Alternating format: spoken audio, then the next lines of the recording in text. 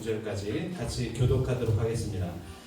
제가 먼저 읽겠습니다. 형제들아, 하나님께서 마게도냐 교회들에게 주신 은혜를 우리가 너희에게 알리오니 하나님의 양하신 가운데서 그들의 신실과 극심한 가난이 그들의 풍성한 연고를 넘치게 하였느니라. 내가 증언하노니 그들이 힘대로 할 뿐 아니라 힘에 지나도록 자원하여 이 은혜와 성도 섬기는 일에 참여함에 대하여 우리에게 간절히 구하니 우리가 바라던 것뿐 아니라 그들이 먼저 자신을 주께 드리고 또 하나님의 뜻을 따라 우리에게 주었도다. 그러므로 우리가 기도를 권하여 그가 이미 너희 가운데서 시작하였으니 이 은혜를 그대로 성취하여야 하라 하느니라. 오직 너희는 믿음과 말과 지식과 모든 간절함과 우리를 사랑하는 이 모든 일에 풍성한 것 같이 이 은혜에도 풍성하게 할지니라.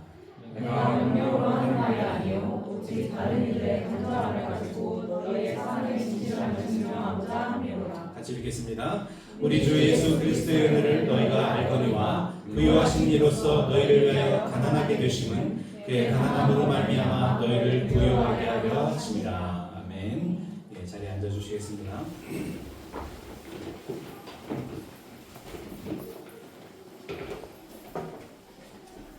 예, 오늘은 제가 고린도서 8장 말씀 우리 같이 한번 말씀 제목을 읽어보겠습니다. 시작. 사랑의 진실함을 증명하라.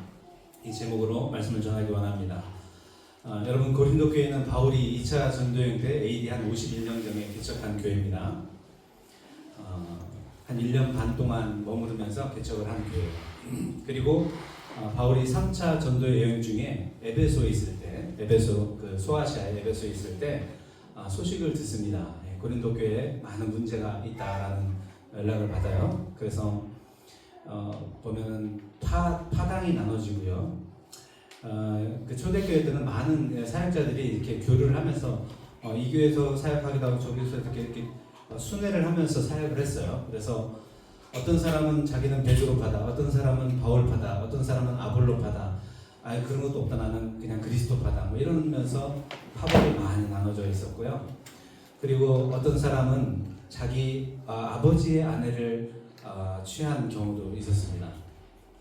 계모를 취하는 그런 음란이 있었고요. 그걸 묵인하고 있었다라는 거죠. 교회에 그런 사람이 있었는데 불구하고 그냥 그대로 내버려 둔 것입니다. 그리고 서로 은사 자랑을 하면서 나는 이런 은사가 있고 저런 은사가 있고 내가 조금 더 영적이야, 내가 조금 더 잘났어, 이런 분위기가 고린도 교회에 있었습니다. 교회에 그런 경우가 참 엉망 요즘에 있습니다. 세상인지 교회인지 구별이 안 될 정도로. 그런 상황에서 이 바울은 고린도 전서를 써가지고 디모데 편에다가 보내면서 많은 눈물과 걱정과 눌림 가운데 이 편지를 써서 보냅니다.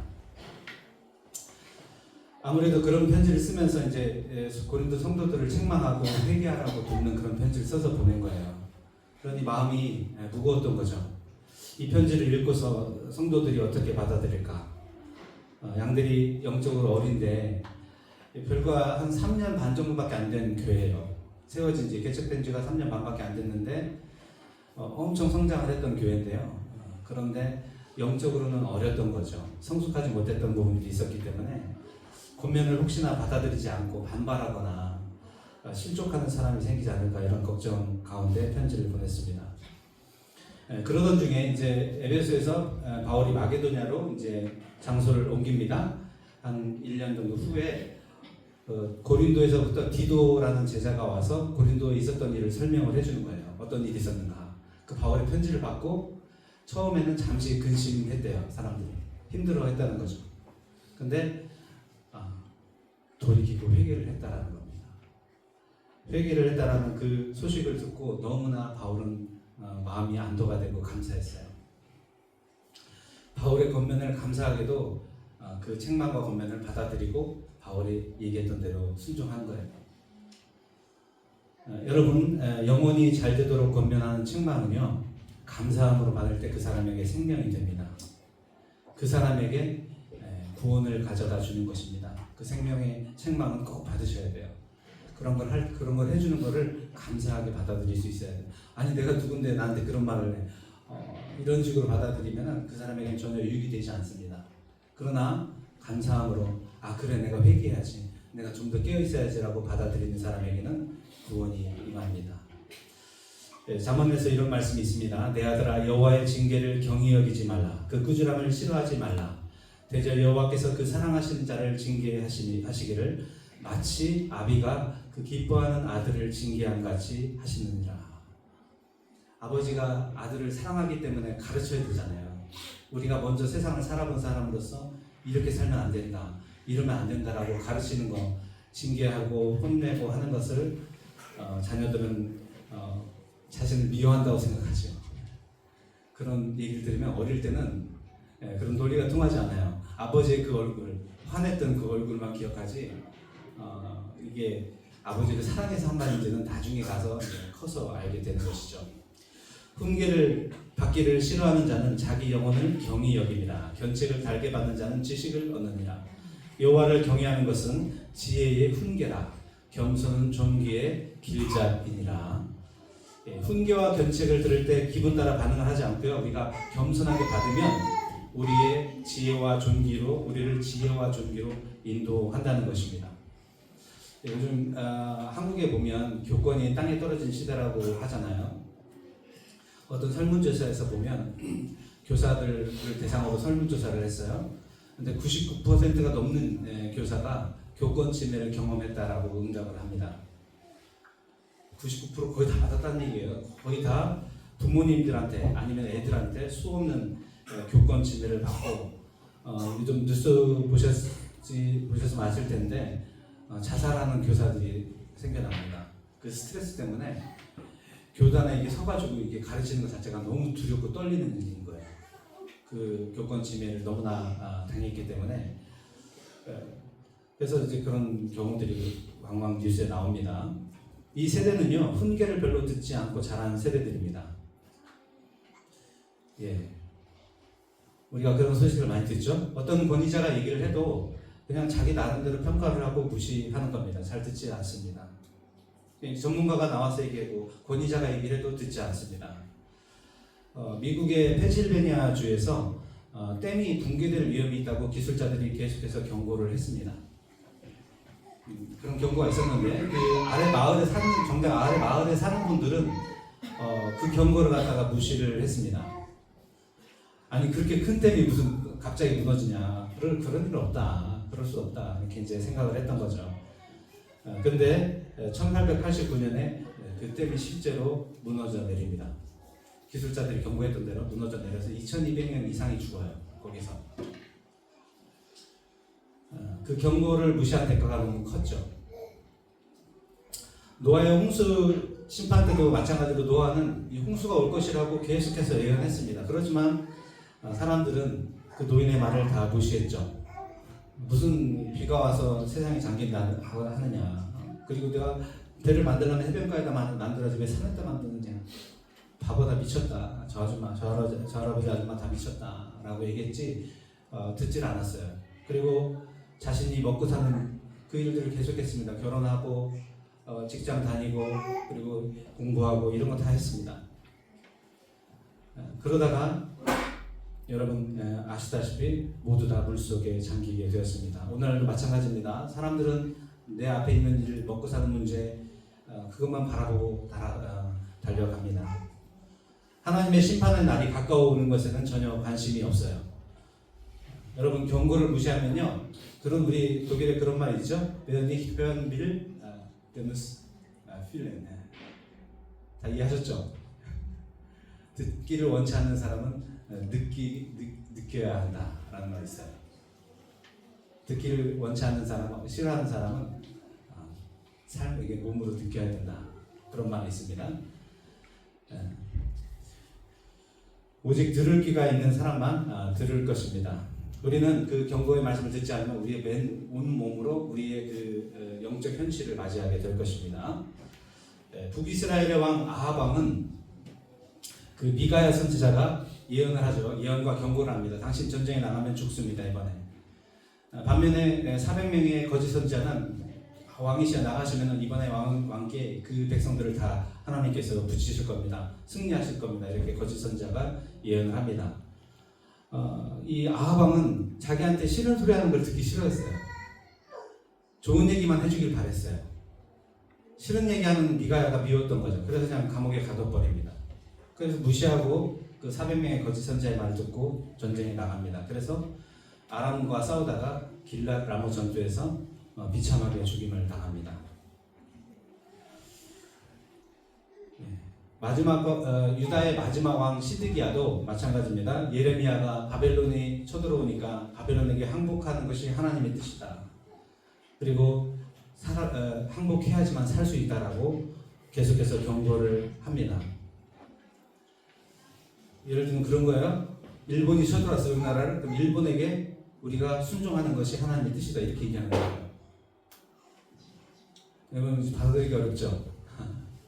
받아들이기 쉽지 않죠. 그것이 하나님이 우리 조선 백성을 훈련하시고 책망하시는 것이고 항복할 때 살아남을 수 있다, 이렇게 얘기를 하면 친일파라고 할 거 아니에요. 근데 예레미야가 그렇게 한 거예요. 바벨론이 쳐들어오는데 마치 친 바벨론 파처럼 바벨론에게 항복하는 것이 우리 하나님의 뜻이고 그래야지만 살 수 있다라고 계속해서 울면서 예언을 했습니다. 그러나 듣지 않죠. 시드기야는 듣지 않습니다. 여러분, 우리가 듣는 경고는요, 때로는 우리에게 좀 듣기 어려울 수도 있어요.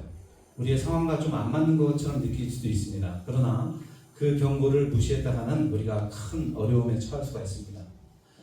이게 하나님으로부터 오는 것일 수 있기 때문에 그렇습니다.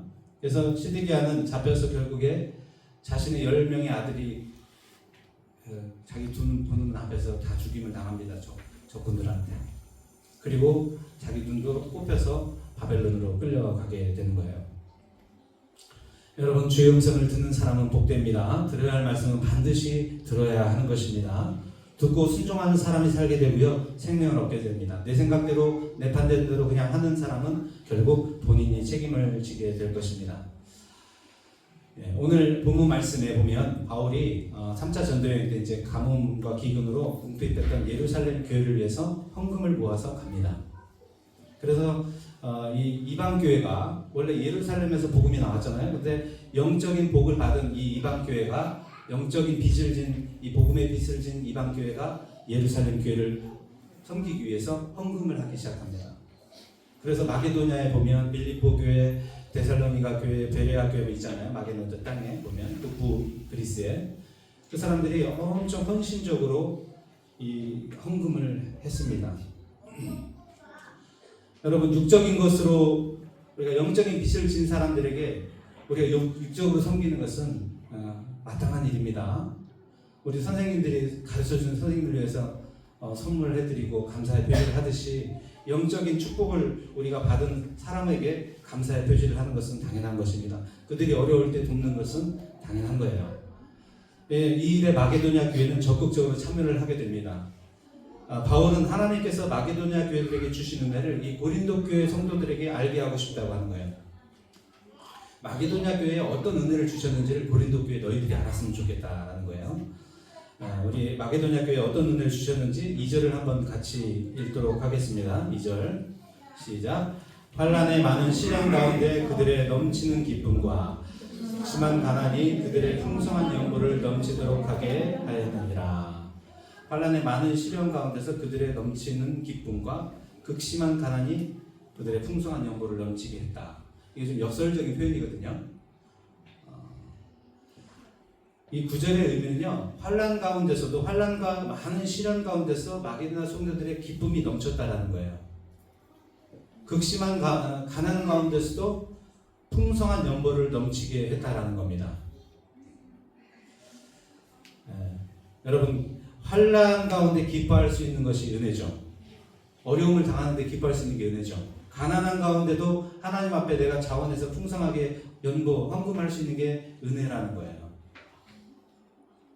여러분, 일반적으로는 그렇게 할 수 없잖아요. 내가 힘들면 나는 원망하고 슬퍼하고 짜증내고 그러는 게 당연하잖아요. 내가 돈이 없으면 나를 위해서만 쓰려고 하고 다른 사람한테 절대 베풀지 않으려는 게 우리의 본성입니다.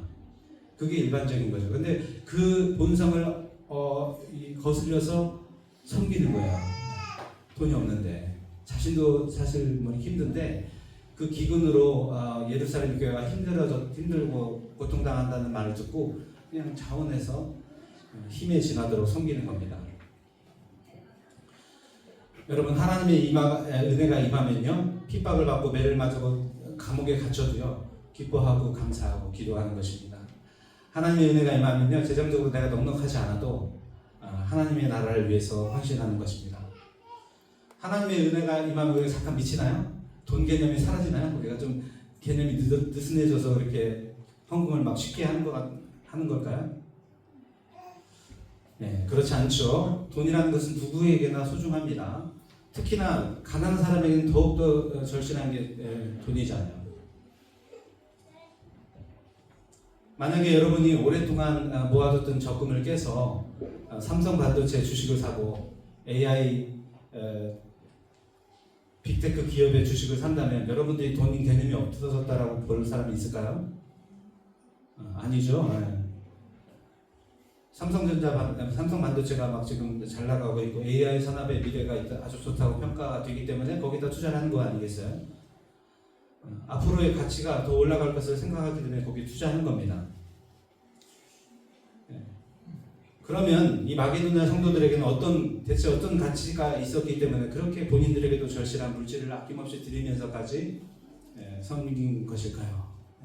우리 한번 3절에서 5절까지 말씀을 읽어보겠습니다. 내가 증언하노니부터 시작.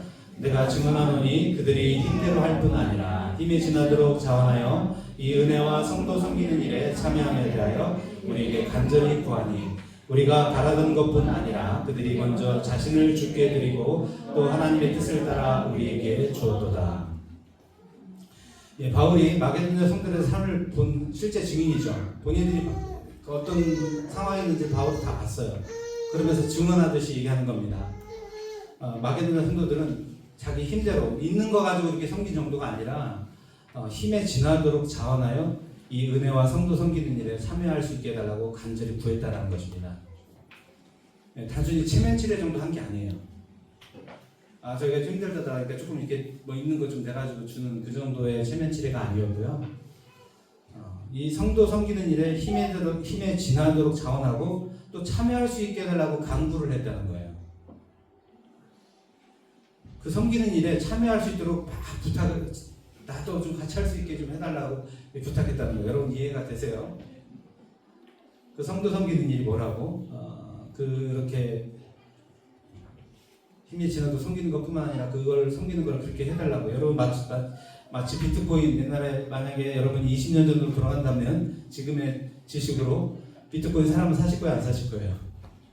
사겠죠. 50센트 1유로 할 때 사셨겠죠. 지금 투자하신 분 있어요? 혹시? 그렇겠죠? 네. 그런 것처럼 제발 나도 여기 섬기는 일에 나 함께 하게 해달라고 껴달라고 바울에게 간구했다라는 거예요. 여러분, 마게도냐 성도들은요, 섬기는 일이 그만큼 하나님께서 기뻐하시고 가치가 있고 하나님 나라에서 크게 상받는 일이라는 것을 확신했다라는 것입니다. 확신했다라는 거예요. 이렇게 섬기는 게 그냥 나의 체면이 아니라 하나님 나라에서 기억된다라는 것을 확신하고 있었던 겁니다. 여러분, 그거 누가 알았겠어요? 믿음 있는 사람만 아는 겁니다. 잠언서 19장 17절에 이렇게 기록합니다. 가난한 자를 불쌍히 여기는 것은 여호와께 꾸어 드리는 것이니 그의 선응을 그에게 갚아 주시리라. 이 섬김이 하나님께 꾸어 드리는 거라는 거예요. 빌려 드리는 거예요. 하나님께 우리가. 내가 과부와 고아와 나그네를 섬기면 그것을 하나님께서 기억하셨다가 나중에 갚아 주신다는 거예요. 하나님이 그러면 내가 100유로 투자했으면 100유로만 주실까요? 아닙니다. 하나님은 100배 만배 튀겨서 하나님께서 갚아주시는 거예요. 지혜로운 사람은 거기다 투자하죠. 거기다 투자합니다. 아끼지 않겠죠? 여러분? 그렇게 하나님이 갚아주신다는 걸 믿으면 아끼지 않겠죠. 어떻게든지 거기에다가 내가 시간 나고 투자를 하려고 노력할 겁니다. 그런 믿음이 없는 사람은 절대 안 열죠. 지갑을 안 엽니다. 예전에 저희 어머니께서는 도시락을 싸주면은 제가 이제 초등학교 때, 중학교 때 도시락을 싸주시는데 맛있는 반찬이 이렇게 들어갈 때가 있잖아요. 그때는 그러시는 거예요. 다른 애들은 다 나눠주지 말고 너만 먹어. 너만 먹으라고 이렇게 얘기하셨어요. 근데 제가 살면서 주님 안에서 깨닫게 되는 것은요, 많이 섬기면 섬길수록 더욱더 재정적으로 자유롭게 되고요, 더욱더 풍성해진다는 것을 알게 되었습니다. 섬기니까 또 하나님께서 더 부어주시고 더 부어주시고, 말라기서 말씀처럼 11조를 드리라고 해서 드리니까 드리면 하나님이 얼마나 쌓을 것이 없을 정도로 부어주나 보라고 하시잖아요. 그런 것처럼 하나님께 내가 드리는 만큼 내가 그래 내가 하나님의 마음으로 섬겨야지라는 그런 마음으로 섬기면 하나님께서 그만큼 축복해 주시는 것을 경험할 수가 있습니다. 마게도냐 교회들은요, 바울이 사역 초기부터 빌립보 개척할 때부터 엄청 이 바울을 갖다가 사랑하고 섬겼던 교회입니다. 많이 섬겼어요. 필요할 때마다 바울을 물질적으로 재정적으로 섬겼어요. 하지만 고린도 교회는 그러지 않았어요. 고린도 교회는 바울이 개척한 교회예요. 그런데도 불구하고 바울은 고린도 교회에서 돈 한 푼 안 받았다라고 얘기하고 있어요. 너희들한테 신세진 적 한 번도 없다. 바울이 그래요. 그렇게 정말 마음으로 섬기는 사람에게는 바울이 섬김을 잘 받았습니다. 근데 마음이 높고 마치 이 높아진 마음으로 바울을 갖다 대하는 고린도 교회한테는 거기서 제가 물질을 바울이 받아버리면 어떻게 돼요? 이제 바울이 그 밑에 물질을 자기들이 이제 월급 주는 거죠. 고린도 교회가 바울을 그렇게 보는 거예요. 그러니까 안 받은 거예요. 받을 만한 사람한테 받는 거예요. 섬김도 아무나 받지 않죠. 마게도냐 성도들은요, 먼저 자신을 주께 드리고 또 하나님의 뜻을 따라 섬겼다고 합니다. 우리가 먼저 나 자신을 하나님께 드리지 않고는요, 절대 자원하는 마음이 생기지 않습니다. 내 자신을 먼저 하나님께 드리고 하나님이 나의 주인이시라는 걸 고백해야지만 그때 내가 자원하는 마음, 그래 내가 하나님께서 나의 주인이시고 나에게 구원을 베푸신 분이시고 나에게 이렇게 모든 걸 채워주시는 분이기 때문에 내가 드려야지 라는 자원하는 마음이 생깁니다. 나 자신을 드리지 않으면요, 헌금이 아깝습니다. 하나님을 쓰는 시간도 아까워요. 다른 사람 비교하면서 헌금합니다. 눈치 봐가면서. 나를 먼저 드리지 않으면, 하나님께 나를 먼저 드리지 않으면 하나님께서는 우리의 헌물을 기뻐 받으시기가 어렵습니다. 여러분, 우리가 헌신하고 드리는 시간, 또 우리의 재능, 우리의 물질들은요, 하나님께 드리는 것입니다. 우리가 사람에게 드리는 게 아니에요. 하나님께 드리는 겁니다. 사람 보고 우리가 헌금하는 거 아닙니다. 하나님을 보고 헌금하는 거예요. 여러분이 헌금을 하든 안 하든 저에게는 전혀 상관이 없어요. 여러분의 믿음과 여러분의 구원을 위해서 여러분이 얼마만큼 하나님을 의지하고 달려가는가, 그건 여러분 각자 1대1의 관계에서 중요한 부분들입니다. 하나님을 보시고 여러분 헌물을 하시고 헌금을 드리시고 믿음으로 드리시길 바랍니다. 믿음이 없는 헌물 하나님께서 받기가 어려우십니다. 사사시대 때 그 엘리 제사장의 두 아들이 있습니다. 홈리와 비나스. 두 아들도 제사장이었어요. 그런데 이 두 아들을 불량한 사람이라고 성경은 기록하고 있어요. 아주 불량한 사람, 깡패 같은 폐막에 수종된 여인들과 동침을 하고요. 이 제사장 아들들이. 그리고 여호와의 제사를 멸시했다라고 합니다. 원래 이제 재물을 가져오면 재물을 드리고요. 그걸 이제 삶아서 이제 제사장이 취하거든요. 통해서 이제 삶은 거를 갖다가 이제 가지고 가는데, 이 엘리 두 아들들이 와서 그러는 거예요. 야, 이거 어차피 우리한테 올 거잖아. 굽지 말고 그냥 나한테 줘. 나를 벌써. 이러는 거예요. 여러분, 이게 문제가 있습니까? 없습니까? 어차피 제사장으로 갈 거예요. 이 분기신. 나 굽지 말고 그냥 나한테 줘. 이렇게 얘기를 한 거예요. 막 뺏어갑니다. 안 준다고 하니까. 제사를 드리고 하라니까 막 끄집어 가버려요. 여러분, 이게 잘못됐나요? 잘못 안 됐나요? 어차피 제사는 분기로 갈 겁니다. 근데 그거를 날것으로 받든 뭐 부어서 받든 제사장 마음 아닐까요?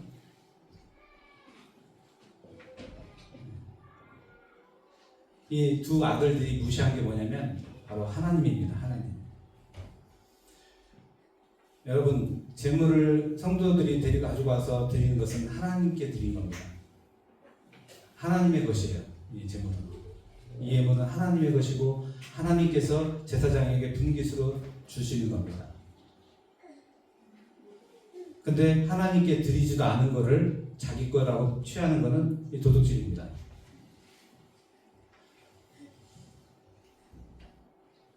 하나님을 두려워하지 않았던 거죠. 그래서 그들은 한날 같이 두 아들은 전쟁에서 죽게 됩니다. 그러나 마게도냐 성도들은 달랐죠. 가난한 자를 불쌍히 여기는 것 여호와께 구워드 드리는 것이고 하나님께서 반드시 갚아주신다는 믿음이 있었습니다. 믿음으로 예물을 드린 것입니다. 하나님 앞에 분명한 영적인 가치관이 있었던 사람들이에요. 분명한 영적 가치. 하나님께서 가난한 자를 우리가 섬기면 하나님은 반드시 갚아주시는 분이시다라는 것을 분명하게 믿었던 사람들이에요. 다윗은 하나님이 기름 부어 세우신 왕은 절대 내가 임의로 그 사람을 해야만 안 된다라는 그런 분명한 믿음이 있었어요.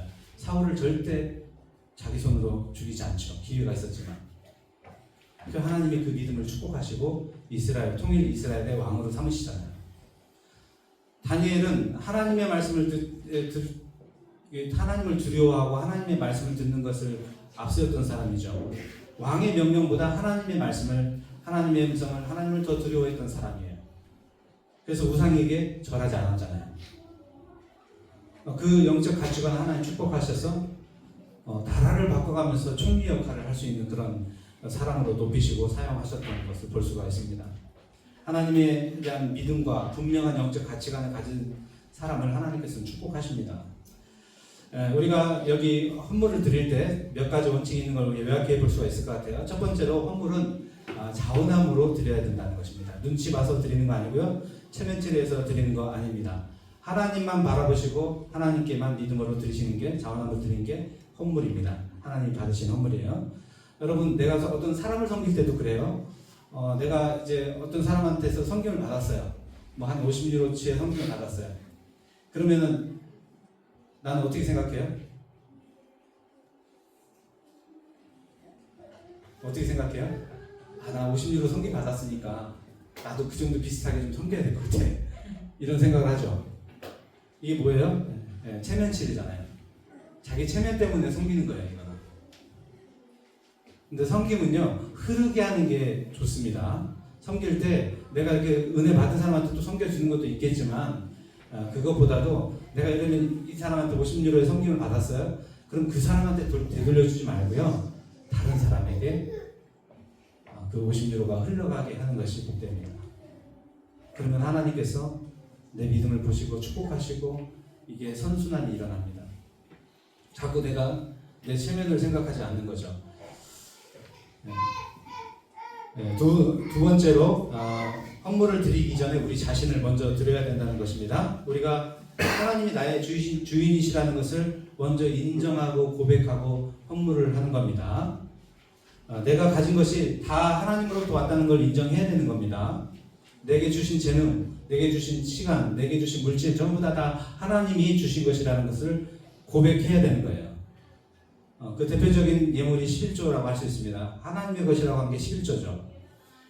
내가 구별하여 이 하나님의 것을 드림으로 인해서 이걸 통해서 하나님이 나의 주인이시라는 걸 고백하는 것입니다.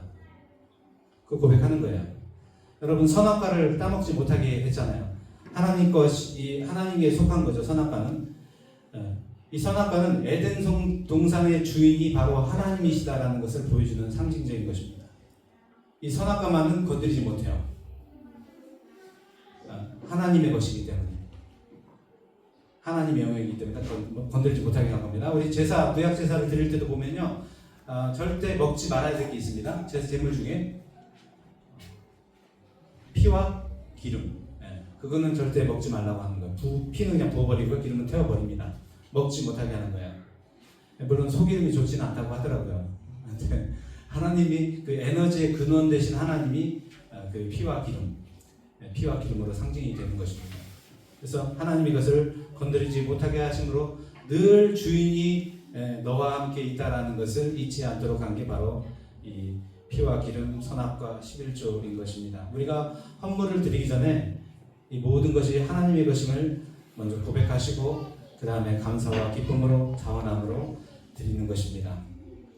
세 번째 마지막으로 헌물을 드릴 때 나의 헌물이 드리는 걸 통해서 나의 사랑의 진실함을 증명한다는 것이에요. 8절입니다. 내가 명령으로 하는 말이 아니요 오직 다른 이들의 간절함을 가지고 너희의 사랑의 진실함을 증명하고자 함이로라. 이걸 명령으로 너한테 강압적으로 얘기하는 것이 아니라 오직 다른 이들 누구냐면 바로 마게도냐 성도들이죠. 그 성도들의 간절함을 들어서 고린도 성도들의 사랑의 진실성을 확인하고 싶다라는 거예요. 정말로 너희들이 진실하게 하나님을 사랑하고 하나님을 믿고 있는지 그걸 확인하고 싶다라고 하는 겁니다. 오직 7절입니다. 오직 너희는 믿음과 말과 지식과 모든 간절함과 우리를 사랑하는 이 모든 일에 풍성한 것 같이 이 은혜에도 풍성하게 할지니라. 너희들이 믿음, 말, 지식, 간절함, 사랑 다 좋은데 실제 가난한 형제를 섬기는 이 은혜에도 풍성하기를 원한다는 겁니다. 믿음이 좋다고 하는데 실제 섬기면은 약한 사람들이 있죠. 교회도 잘 나오는 것 같아요. 그런데 실제로 사람을 섬기는 일에는 너무 약한 사람들이 있어요. 여러분, 성경은 보물이 있는 곳에 마음이 있다라고 했어요. 물질이 있는 곳에 나의 마음도 가 있는 거예요. 내가 어디다가 물질을 쓰는가를 보면 나를 위한 데 주로 사용하고 살아가는 사람인지 아니면 다른 사람을 섬기기 위해서 살아가는 사람인지를 알 수가 있어요.